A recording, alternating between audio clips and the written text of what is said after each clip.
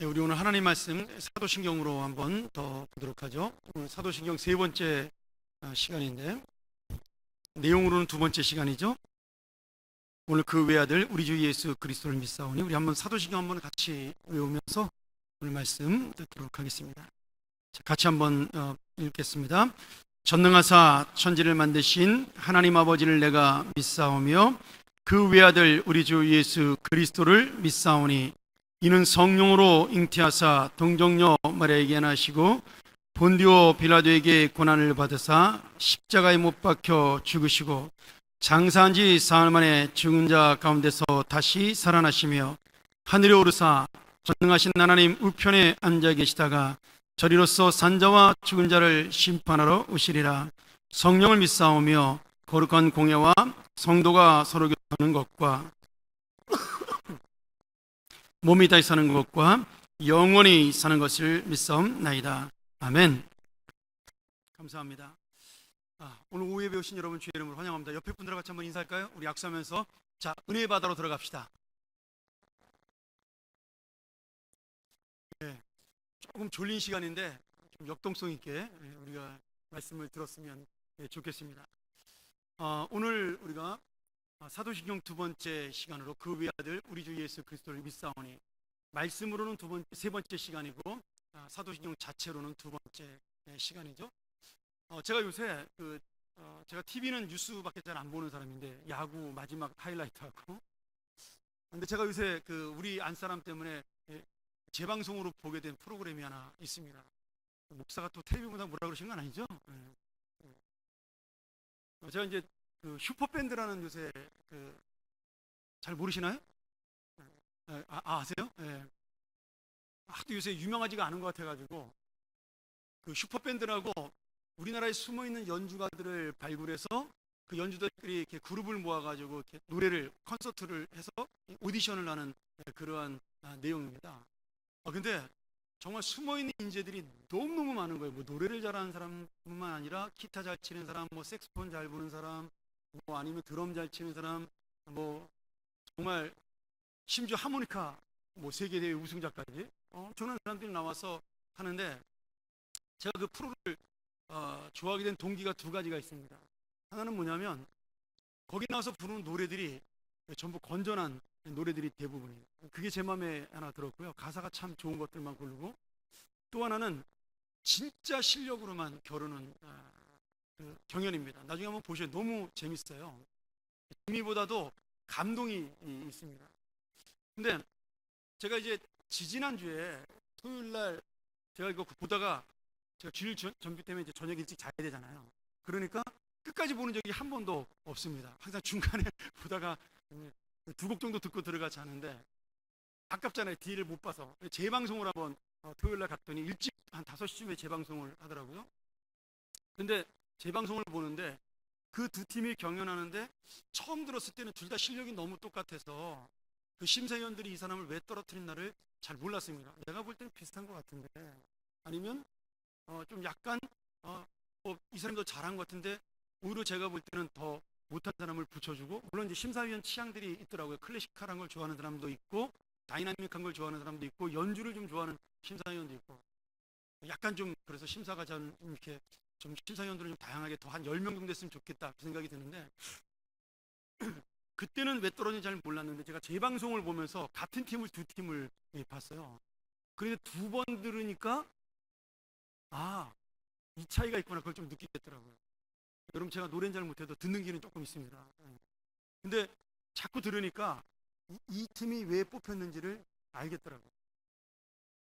제가 그걸 보면서 뭘 깨달았냐면, 여러분, 하나님 말씀도 마찬가지입니다. 처음 볼 때는 잘 모르고 두 번째 볼 때도 잘 몰라도 자꾸 보면 무지한 사람도 잘 모르는 사람도 더 많이 깊이 있게 깨닫는 것을 우리가 알 수가 있습니다.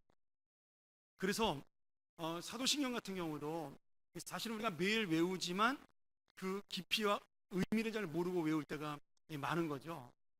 근데 우리가 한번 이걸 외울 때 이 의미를 듣고 난 다음에 거기에 맞춰서 이 사도신경을 암송을 하면 훨씬 더 깊은 은혜가 있다고 믿습니다. 우리 지난번에 배웠던, 벌써 한 달 됐는데, 우리 전능하사 천지를 만드신 하나님 아버지를 내가 믿사오며, 그럼 천지를 만드신 하나님이 나의 아버지라는 사실, 그리고 그 나의 아버지라는 사실을 내가 믿는다는 것, 그 아버지가 나와 아무 관계가 없는 아버지가 아니라 진짜 나를 사랑하는 나의 아버지라는 사실이 이 사도신경에 있어서 굉장히 중요한 고백이라는 거죠.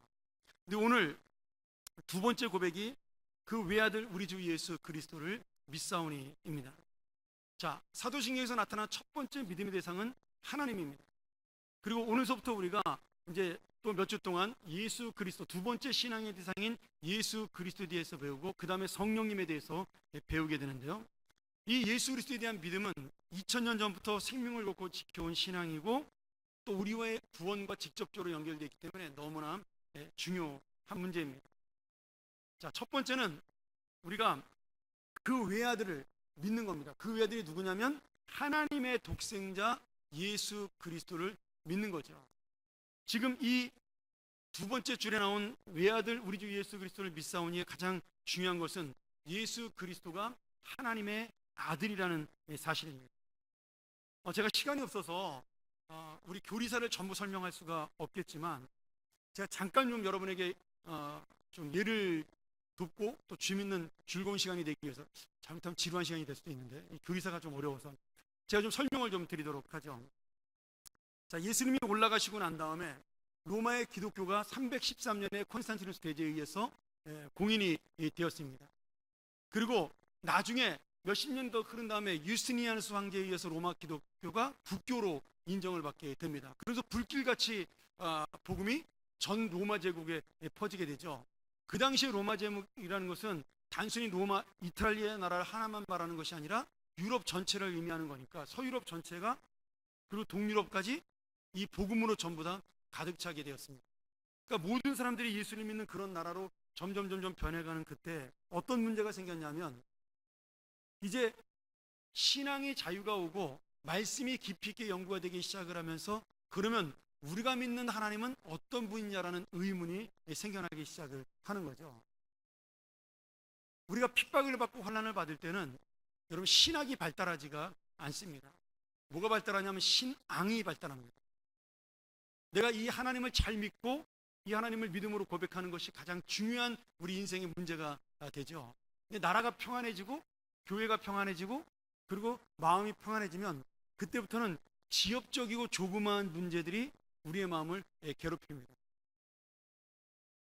나라도 마찬가지고 교회도 마찬가지고 개인도 마찬가지예요.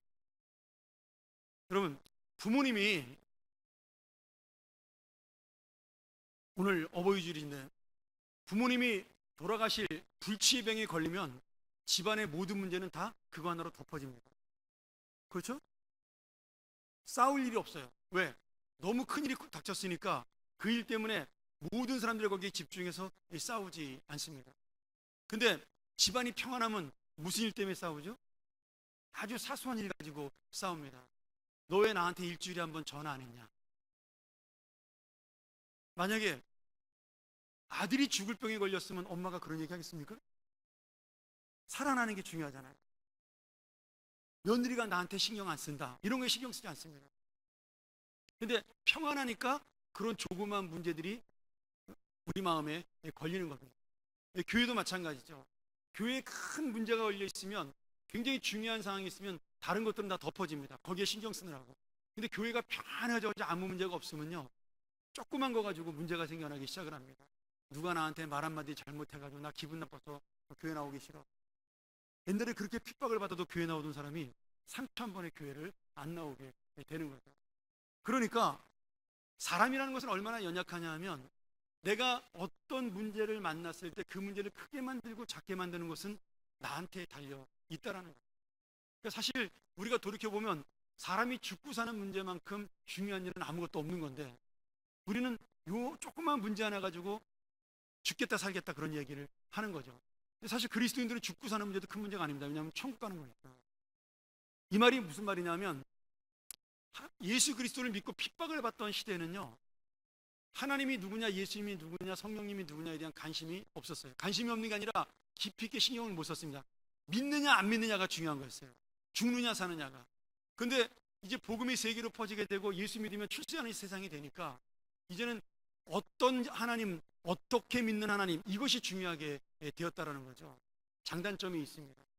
하나님을 기피하는 방법, 기피하는 것은 장점이지만 우리가 쓸데없는 거에 목숨을 거는 사람도 생겨나기 시작을 한다는 거예요. 대표적인 게 뭐냐면 러시아가 볼셰비키 혁명에 의해서 공산화되기 전에 러시아는 동방 종교를 믿는 캐토릭 국가였습니다.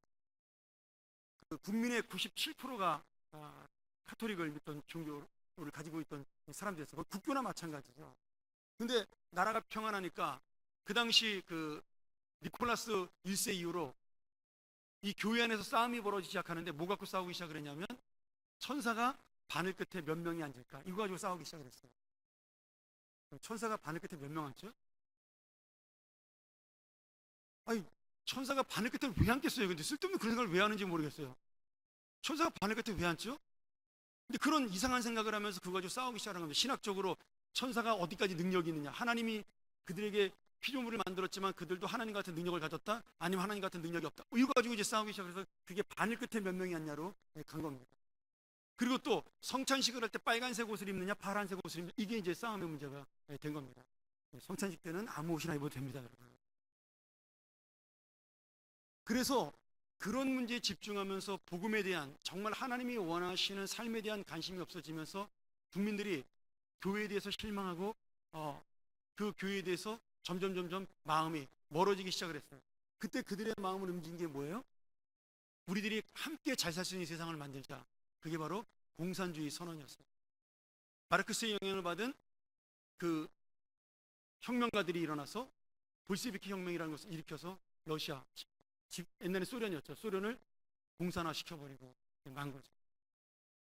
우리가 본질, 다시 말하면 하나님이 가장 중요시 여기는 것들을 고민하지 않으면 반드시 중요하지 않은 것들로 교회와 이 나라는 망하게 되어 있는 겁니다. 우리나라도 마찬가지예요. 그래서 우리 그리스도인들은 이 나라의 가장 중요한 것이 무엇인가를 끊임없이 머릿속에 고민해야 된다. 정치가들은요, 끊임없이 내가 다음번에 국회의원이 될 것이냐 대통령이 될 것이냐면 관심이 있어요. 여러분, 트럼프가 미국을 사랑한다고 생각하세요? 저는 그렇게 보지 않습니다. 그는 자기의 명예와 자기가 되고자 하는 그 욕망이 더 강한 사람입니다. 그러니까 흑백 인종을 분리시키고 인종차별하는 것을 막 말을 해도 대통령으로서 꺼리낌이 없는 거예요. 여러분, 미국은 제가 볼 때, 제가 살아왔던 미국을 경험해 볼 때 트럼프가 대통령에서 물러나도 향후 10년 동안은 이 문제 때문에 골머리를 안 씁니다. 이미 갈라놨어요. 유나이티드라는 미국의 정신을 무너뜨리고 있는 겁니다. 인종과 장벽을 무너뜨리는 것들을. 그런 부분들이 뭐냐면 결국은 가장 중요한 이 나라의 근본적인 목적이 무엇이냐를 놓치고 있다라는 거예요. 제가 또 우리나라 얘기하면 복잡해지니까 남의 나라 얘기를 하는 겁니다. 우리나라에도 똑같은 문제들이 있다라는 거예요. 자, 교회는 어떤 거냐? 예수 그리스도가 누구냐 하는 문제가 생겨나기 시작을 한 거예요. 내가 예수를 믿긴 믿는데 예수님이 어떤 분이냐?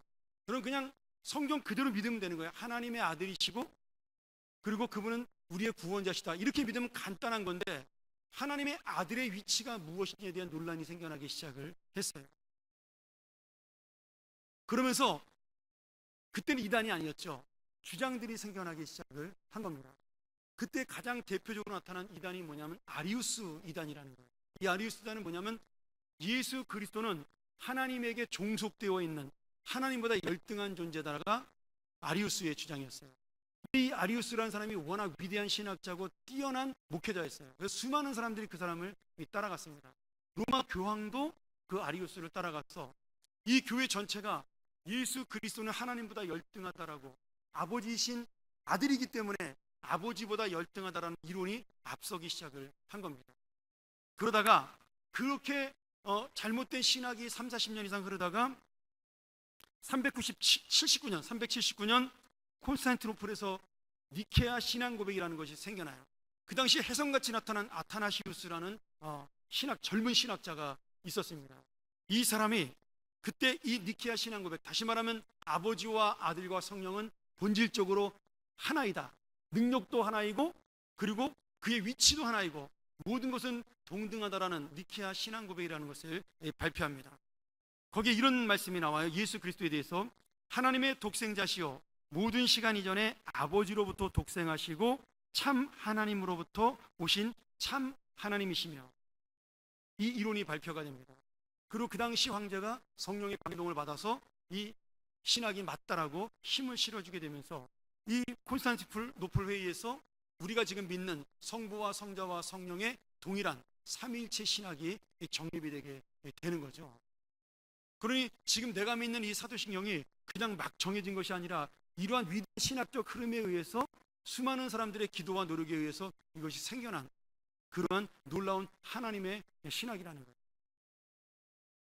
이때 이 예수 그리스도에 대한 잘못된 신학이 가장 대표적인 것이 두 가지가 있었는데, 하나는 뭐냐면 케노시스 이론이라는 겁니다. 자, 케노시스 이론이라는 건 뭐냐면, 예수님이 하나님의 아들로 이 땅에 내려오긴 왔지만 내려오는 동시에 그분은 하나님의 능력을 상실했다, 인간으로만 오신 것이다. 그게 바로 케노시스 이론이에요. 그러니까 예수님을 완전한 인간으로는 인정을 하지만 하나님의 능력은 사라졌다라고 믿는 거죠. 또 이것도 이단입니다. 반대로 완전히 정반대 주장을 한 이론이 있어요. 이제 영지주의 중에 하나라고 부르는데 우리가 나스틱주의라고 그러죠. 거기에 도키즘이라는 이론이 있습니다. 가연설이라고 이제 우리 한국 번역을 하는데, 저도 하루 전에 배워서 뭐 연도까지는 기억이 안 납니다만은, 이 도키즘의 이론이 뭐냐면 예수 그리스도는 하나님의 아들이고 영이시기 때문에 육신의 모습은 보이는 것이지만 그분은 영적인 존재다. 그래서 그분은 육신이 없다라고 주장하는 파예요. 완전한 하나님이고 완전한 인간이신 예수 그리스도를 부인하는 거죠. 근데 이 가연설, 이 도키티즘이 어떻게 나중에 바뀌냐면, 나중에 에피쿠로스 학파라 이런 학파로 발전되면서 우리가 육신으로 죄를 짓는 것은 죄가 아니다, 이런 식으로 발전이 돼요. 중요한 건 영혼이다, 이단이 되는 거죠. 그러니 예수 그리스도가 누군지를 정확히 모르는 바람에 생겨난 이 이론들은 그 당시 많은 교회들을 어지럽히고 괴롭히게 되었습니다. 뭐 성부 종속설, 그래가지고 예수님은 하나님에게 종속되어 있는 열등한 존재이다, 뭐 이런 이론들인 거죠. 오늘 여러분, 우리가 예수 그리스도를 믿는다라는 것은 예수 그리스도가 하나님과 본질적으로 하나이시라는 것을 믿는 겁니다. 빌립보서 2장 6절을 믿는 거죠. 그는 근본 하나님의 본체시나 하나님과 동등됨을 취할 것으로 여기지 아니하시고 이 땅에 종의 형체를 가지고 오셨다. 이 빌립보서 2장 6절과 7절 말씀은요, 예수님은 완전한 하나님이요 완전한 사람이라는 것을 정확하게 말씀하는 본문의 구절이죠. 그래서 제가 여러분 교재에 썼지만 구약 성경에서 나온 역사적인 종교가 세 가지가 있습니다. 하나는 뭐냐면 지금 이스라엘 사람들이 믿는 유대교죠. 신약은 안 믿고 구약만 믿죠. 그 다음에 아브라함의 후손들이라고 그들이 이야기하면서 나온 이슬람 교도입니다. 그 다음에 이 구약 종교의 예언을 통해 예수 그리스도가 탄생했다고 믿는 우리 기독교예요. 사실 기독교나 유대교나 이슬람교는 구약에 한 뿌리를 두고 있다고 봐도 됩니다. 물론 이슬람교는 약간 좀 다른 구약의 뿌리를 두고 있기 때문에 뭐 조금 다르지만 어쨌든 간에 영향은 받은 거니까. 그런데 기독교와 이슬람교, 유대교가 구약의 영향을 받았음에도 불구하고 근본적인 차이가 있는 게 뭐냐면 오직 우리만 예수 그리스도에 대한 믿음을 가지고 있다라는 거죠. 지금 예수 그리스도를 종교로 믿느냐 아니면 삶의 전부로 믿느냐, 그 차이예요. 자, 유대교에서 예수님을 믿을까요, 안 믿을까요? 안 믿죠. 근데 예수님을 인정할까요, 안 할까요? 인정은 합니다. 뭘로 인정하죠? 랍비로, 선생님으로 인정을 하는 겁니다. 예수님이 역사적 인물인 건 인정을 해요. 근데 그분이 메시아라는 사실만 부정을 하는 거죠. 그러면 이슬람교에서는 예수님을 인정할까요, 안 할까요? 인정합니다. 이건 제가 직접 이슬람교 아만이라고 해요. 아만. 그 선생님이랑 이야기해서 얻은 결론이에요. 제가 미국에 있을 때 그 이슬람교 아만과 얘기를 했더니 자기네들도 예수를 믿는다는 거예요. 근데 니네가 무슨 예수님이냐 했더니 예수님이 그레이트 티처라는 거예요. 위대한 선생님이다. 그러니까 나도 I believe him. 그를 믿는다는 거예요. 근데 그를 뭘로 믿는 거예요? 구세주로 믿는 것이 아니라 위대한 선생님으로 믿는다라는 거예요. 그래서 우리가 다른 종교의 가장 근본적인 차이는 뭐냐면, 기독교의 가장 중요한 것은 예수 그리스도를 통한 구원이에요. 여러분, 이것은 우리가 전통적으로 우리나라에 들은 불교와도 가장 큰 차이입니다. 도덕적으로 보면, 종교적으로 보면 불교와 기독교가 그렇게 큰 차이가 없어요. 여러분, 불교도 착하게 살으라 그러고요, 선하게 살으라 그럽니다. 정성 깃들여 다 똑같아요. 예배 의식만 다르고 그 내용만 다른 뿐이지 그 안에 가르치는 내용들이 별반 차이가 없습니다. 도덕적으로만 보면. 근데 기독교와 불교의 가장 큰 차이는 뭐예요? 불교는 자기의 힘으로 구원을 이루는 겁니다. 그걸 뭐라 그래요? 해탈이라 그러는 겁니다. 우리는 우리의 힘으로 구원을 이루지 못해서 오직 예수 그리스도의 은혜로 구원을 받는다라는 거예요. 여러분, 내가 예수 그리스도를 참 하나님이요 참 사람으로 믿는다라는 것은 바로 내 구원은 오직 주님에게만 있다라는 고백을 하는 것과 마찬가지입니다. 그래서 성경에 보면 다른 이름 외에는 내가 구세주를 준 적이 없다라고 사도행전에서 말씀하시죠. 예수님만이 길이요 진리요 생명이라고 본인이 고백을 하셔요. 선포하셔요. 그러니 우리가 단순히 교회를 다닌다는 것은 그냥 종교로 내가 이 예수를 믿는 것이 아니라 이 예수 그리스도가 내 인생의 전부라는 사실을 인정하고 따라가는 겁니다. 그것이 바로 예수 그리스도가 하나님의 아들이심을 믿는 믿음이에요. 자, 두 번째 믿음이 있습니다. 두 번째는 뭐냐면 그 외아들 우리 주 예수 그리스도를 믿는데, 오늘 두 번째 믿음은 예수님의 주되심을 믿는 거죠.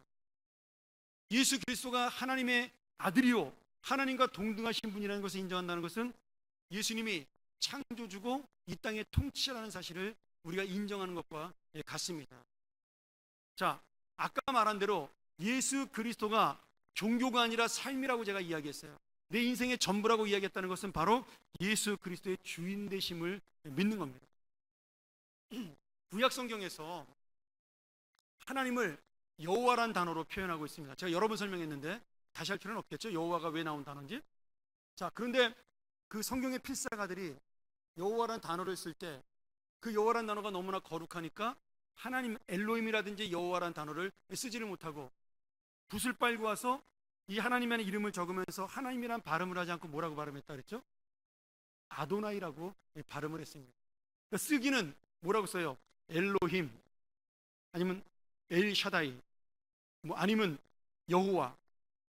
쓸 때는 글로는 그렇게 쓰지만 발음을 할 때는 뭘로 발음을 했어요? 아도나이 이렇게 불렀어요. 왜냐하면 하나님의 이름이 너무나 거룩하기 때문에 내가 그 이름을 부를 수 없다고 생각을 한 거예요. 죄인의 몸으로. 그것이 바로 신약에 내려와서 나온 단어가 뭐냐면 큐리어스라는 단어입니다. 주님이라는 단어예요.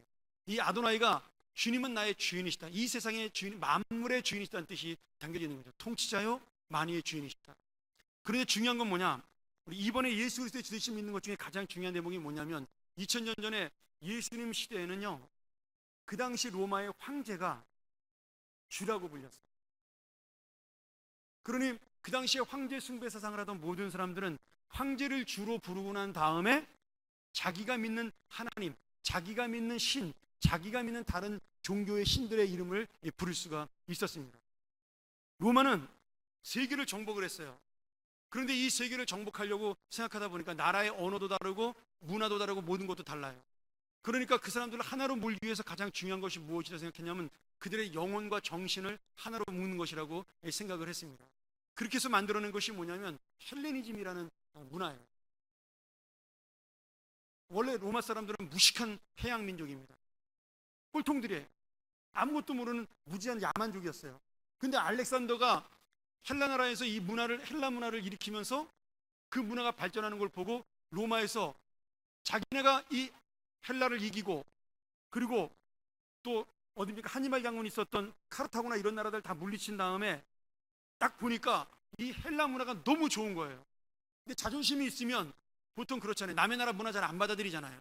그런데 로마는 그 문화를 이용을 한 겁니다. 완전히 받아들여서 자기네 문화로 만들었어요. 그래서 그 헬라 제국, 그 그리스와 그 소아시아 주변에 유행했던 이 헬레니즘 문화가 전 세계로 퍼지게 되었습니다. 그렇게 해서 대표적으로 나온 책이 뭐예요? 그리스 로마 신화라는 거예요. 로마에는 원래 신화가 없습니다. 그 쌍둥이 뭐 둘이 뭐 이렇게 해가지고 나왔다 뭐 이런 이상한 신화가 있는데 정말 유치한 신화고요. 근데 그들은 거기다가 그리스 로마 신화를 짬뽕을 시켜가지고 우리가 말하는 제우스, 헤라 이런 것들 자기네식 이름으로 바꿨습니다. 제우스는 주피터로, 뭐 아프로디테는 비너스로, 이런 식으로 이름을 바꿔요. 그러면서 그 문화와 신화와 모든 것들을 하나로 융합을 시키기 시작을 했어요. 그 문화를 퍼뜨렸는데, 이 문화를 퍼뜨리다 보니까 사람들의 종교를 하나로 만들 필요가 있다고 생각을 한 거예요. 그 종교를 하나로 만들기 위해서는 그들에게 반발하지 않도록 자기들의 종교를 인정해 주면서 그 종교 위에 가장 우위를 둔 것이 뭐냐면 황제의 숭배입니다. 황제는 이 하늘이 허락한 특별한 권한이라고 생각을 한, 권력이라고 생각한 거죠. 그래서 로마 황제는 신의 아들이니까 그를 주님으로 경배하면 나머지 모든 신들은 다 믿어도 된다, 이런 식으로 교육을 시킨 거예요. 다른 종교를 믿는 사람들은요 그렇게 쉽게 넘어갔습니다. 그래서 로마 황제를 큐리어스, 주님이라고 부르고 자기 마음대로 신앙생활을 했어요. 왜? 그리스 로마 신화에는 뭐 헬라, 뭐 아프로디테, 뭐 이런 거, 비너스, 아테네, 제우스 이런 거 믿어봐야 뭐 다 별 볼 일 없는 신이니까 로마 황제를 주라고 부르고 여기도 뭐 신이라고 불러도 아무 문제가 없었던 거예요. 다신교 세상이니까. 근데 이게 안 통하는 나라가 있었어요. 그 나라가 어떤 나라예요? 이스라엘 나라입니다. 이 친구들은 신이라면 누구밖에 없어요? 하나님밖에 없잖아요. 유일신 여호와밖에 없는 거예요. 그래서 수많은 핍박을 받았습니다. 여러분, 로마가 핍박한 것은 우리 기독교인뿐만이 아니었어요. 유대교인들도 무지하게 많이 핍박을 했습니다. 왜? 하나님만 주로 인정하니까. 그리고 우리 그리스도인들에게 그 핍박이 몰려온 거죠. 어떻게 몰려왔어요? 야, 황제를 왜 주라고 부르지 않느냐? 이 사람들은 뭐예요? 예수 그리스도만이 우리의 주님이다, 이 고백을 해버린 거예요. 우리에겐 두 주님이 없다. 그러면서 이 로마 황제가 그 유명한 로마의 10대 박해, 그 박해가 일어나면서 그리스도인들 수만 명을 학살하기 시작을 한 거죠. 그럼 말이 쉽지 약 200년 가까이 핍박을 받았습니다. 정말 로마의 네로부터 시작해가지고 맨 마지막 디오클레티아누스까지 수만의 그리스도인들이, 수십만의 그리스도인이 감옥에 갇히고 사자굴에 먹이가 되고 검투사의 창날에 죽는, 주님을 오직 나의 주라고 부르는 그 고백 하나 때문에 그런 놀라운 핍박과 순교가 일어나게 된 겁니다. 여러분, 그들이 왜 그런 믿음을 가졌을까요? 마태복음 6장 24절에, 우리 혹시 화면에 뜰 수 있나요? 마태복음 6장 24절에 이런 말씀이 나오잖아요. 한 사람이 두 주인을 섬기지 못할 것이니 혹 이를 미워하며 저를 사랑하거나 혹 이를 중히 여기며 저를 경히 여김이라.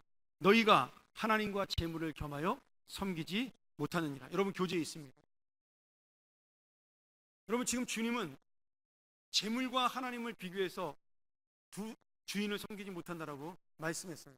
여러분, 이 말씀 속에는요 단순히 재물만 말하는 것이 아닙니다. 물론 지금 우리에게 오히려 더 정확하게 다가오는 말씀이죠. 지금 자본주의 시대에서 지금 뭐니 해도 머니가 최고라고 외치는 시대니까 어쩌면 이 말씀의 직접적인 교훈은 우리가 더 강하게 오는지도 모르겠어요. 근데 그 당시 로마 시대 때는요 이 재물이라는 것이 무엇이냐면 권력과 연결된 거였습니다. 이 재물은 로마 황제가 주는 것이었어요.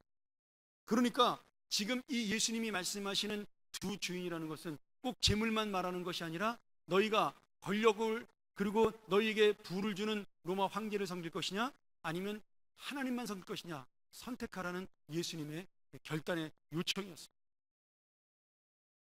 오늘 여러분, 우리가 예수 그리스도를 나의 주님으로 모신다라는 것이 단순히 내가 입으로 고백하는 오 나의 주님, 주는 그리스도시요 살아계신 하나님 아들이라는 그 고백이 단순한 고백이 아니라는 거예요.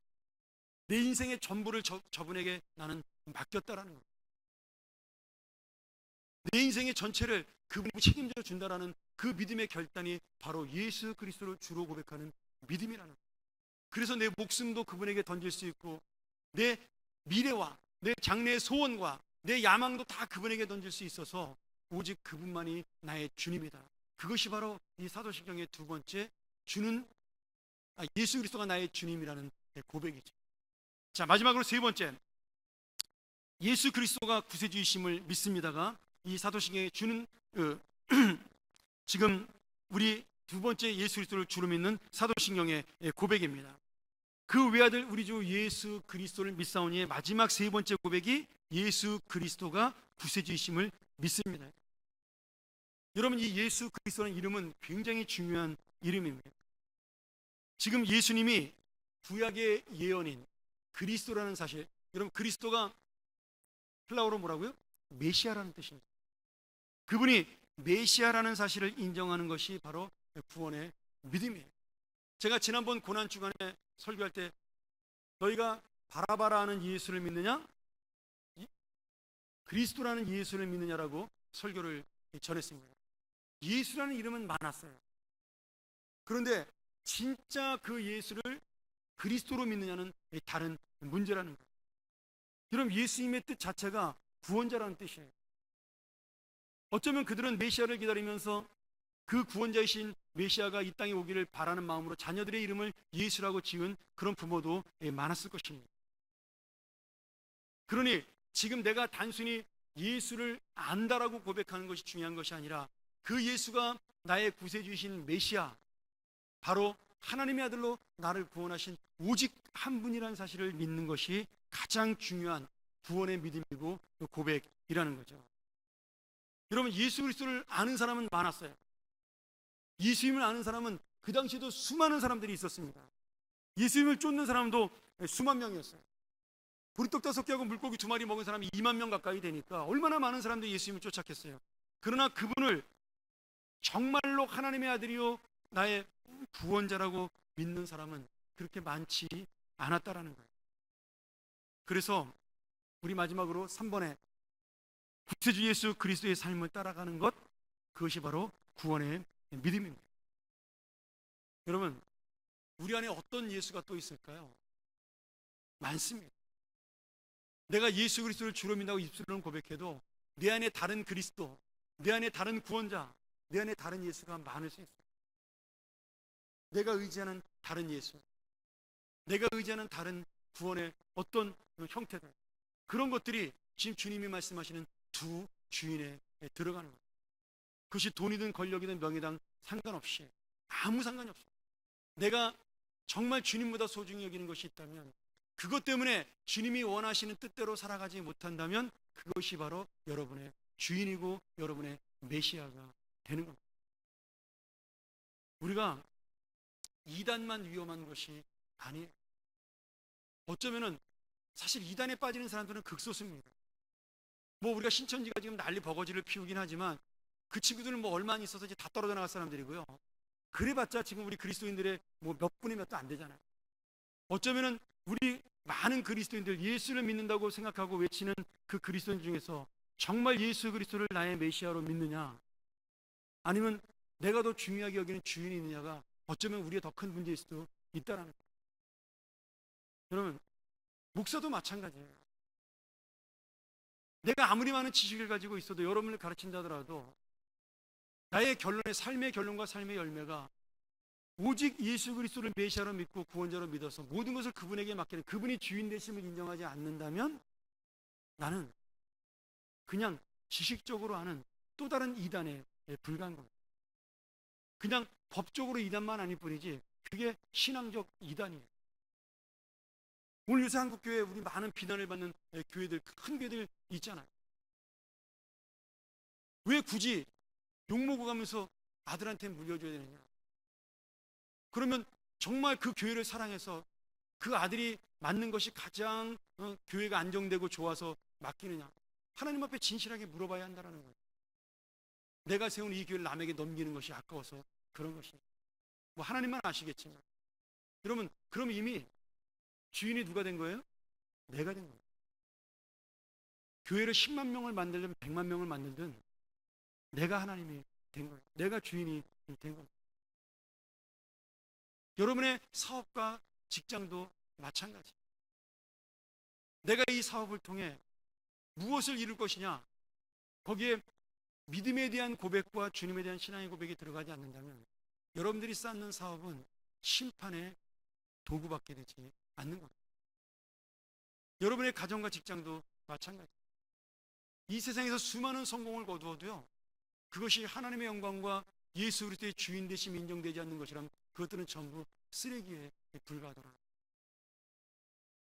사도 바울이 왜 자기가 가지고 있는 학문들을 전부 배설물로 여겼을까요?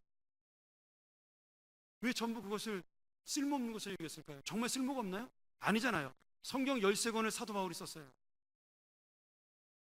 로마서, 고린도서부터 시작해서 마지막 디도 빌레몬까지 이 수많은 성경을 쓰는데 가장 사도 바울에게 도움을 줬던 게 뭐냐면 그 당시 헬라의 철학이었습니다. 유대교에서 배웠던, 그리고 성경 지식이었어요. 구약을 자유자재로 인용할 수 있는 사도 바울의 능력이 바로 본인이 배설물이라고 말했던, 아무 쓸모없는 얘기했던 그 지식에서 나온 것이었어요. 근데 왜 그것을 사도 바울은 배설물로 고백을 했을까요? 진짜 그것이 배설물이 아니라 그것이 자기가 예수 그리스도를 핍박하는 잘못된 도구로 사용되었기 때문에 배설물이라고 합니다. 그는 구약의 잘못된 지식을 가지고 예수를 핍박을 했어요. 차라리 내가 이걸 몰랐더라면 예수님을 핍박은 안 했을 거 아니냐, 그 생각에서 나온 말씀이라는 거예요. 많이 가진 것이 중요한 것이 아니라 무엇 때문에 내가 이것을 가지려고 하느냐가 중요하다는 거예요. 자, 말씀 정리하죠. 마태복음 16장 16절에 우리가 여러 번 들었던 말씀이죠. 예수님이 너희는 나를 누구라 하느냐라고 말했을 때 그게 굉장히 중요한 배경이 있습니다. 지금 이 고백을 하는 도시 이름이 가이사랴 빌립보예요. 가이사랴 빌립보는 뭐냐면, 가이사랴가 뭐예요? 가이사 황제의 이름을 딴 거죠. 그 빌립보는 또 거기 그 유대인의 왕의 이름을 딴 거예요. 그러니까 그 왕이, 유대의 왕이 자기가 다스리는 도시를 가이사에게 바쳐서 이름을 가이사랴 빌립보라고 부른 겁니다. 그러니까 가이사랴 빌립보가 굉장히 유명한 도시고 큰 도시였어요. 촌사람이었던 예수님과 제자들이 그 가이사랴 빌립보의 위대한 도시에 가서 구경을 한 거예요. 막 엄청난 신전도 보고 막 문화도 보고 막, 그러니까 지금 정신이 홀가닥 나간 겁니다, 제자들이. 야, 이거 예수님이 왕이 되면 우리가 이 영광을 누리겠구나, 막 이런 생각으로 막 흥분해가지고 지금 가이사랴 빌립보를 돌아보고 있는데 예수님이 질문을 던진 거예요. 야, 사람들이 나를 누구라 하냐? 그랬더니 제자들이 막 여러 가지 대답을 하죠. 뭐 엘리야라고 그럽디다, 예레미야라고 그럽니다, 뭐 죽은 세례 요한이 살아왔다 그럽디다. 근데 예수님이 거기서 그 제자들에게 엄청난 질문을 하나 던집니다. 너희는 그럼 나를 누구라 하느냐, 생각하느냐? 제자들이 그 말에 아무도 대답을 하지 못했어요. 그때 베드로가 어떤 고백을 해요? 주는 그리스도시요 살아계신 하나님의 아들이라는 위대한 마태복음 16장 16절에 고백을 합니다. 여러분, 그 황제가 주인인 그 도시에서, 황제를 주님이라고 부르는 그 도시에서 지금 예수 그리스도를 진정한 주님이라고 고백하는 이 고백이야말로 엄청나고 위대한 고백인 거죠. 그래서 이 신앙 고백을 기본으로 교회가 세워지게 됩니다. 여러분, 이 고백이 헬라어로 어떻게 하는 거냐면 이에수스 크리스토스 테우 히오스 소테르입니다. 예수 그리스도는 하나님의 아들 구세주라는 고백이죠. 여기에 첫 글자를 따서 만든 게 뭐냐면 익투스라는 물고기라는 뜻의 단어예요. 그래서 우리가 차에다 붙이고 다니잖아요, 물고기, 익투스라는. 그 익투스가 단순히 물고기가 아니라 그 당시 예수를 주로 고백하면 죽으니까 그 고백을 익투스라는 단어로 요약해서 사람들이 외쳤던 겁니다. 예수 믿는 사람끼리 만나면 물고기를 땅바닥에 그리는 거예요, 익투스. 그러면 그분은 예수 그리스도를 주로 고백하는 성도예요.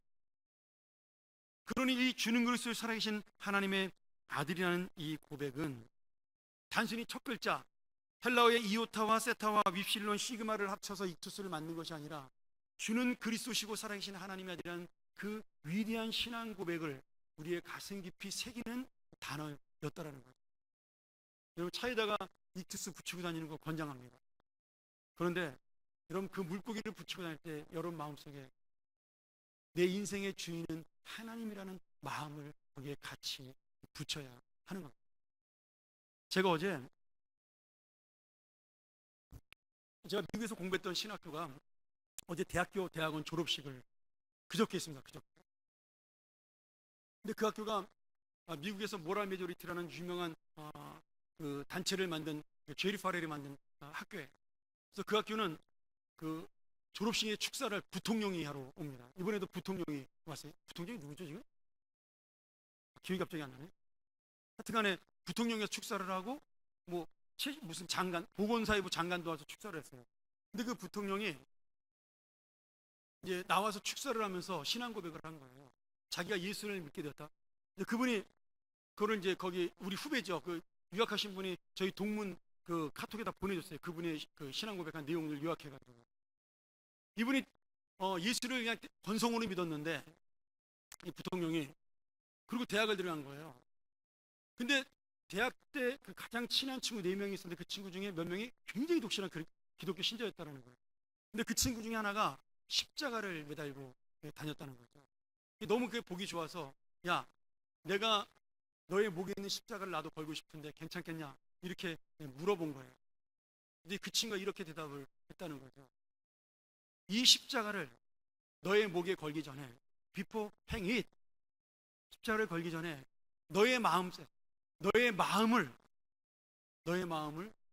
십자가의 마음을 이 목에다 걸어라. 그렇게 이야기를 했다는 거예요. 근데 그 말에 충격을 받은 거예요. 그래서 자기가 그 십자가의 예수를 마음에 걸면서 예수를 믿게 되었다는 고백을 그 졸업식 축사로 했다는 거예요.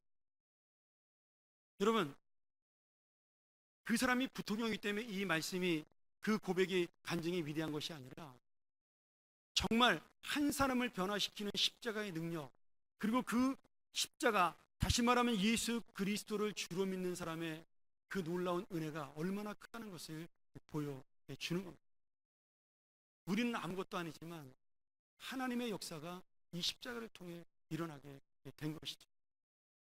오늘 2000년 전에 이 주는 그리스도시요 살아계신 하나님의 아들, 그 외아들 예수 그리스도를 믿사오니라는 이 수많은 사람들이 이 고백 하나를 하면서 죽음으로 달려갔습니다. 이 고백을 놓치지 않기 위해서 이 고백에 목숨을 걸고 살았습니다. 여러분, 우리는 이 고백 속에 나의 어떤 인생을 걸고 있는가?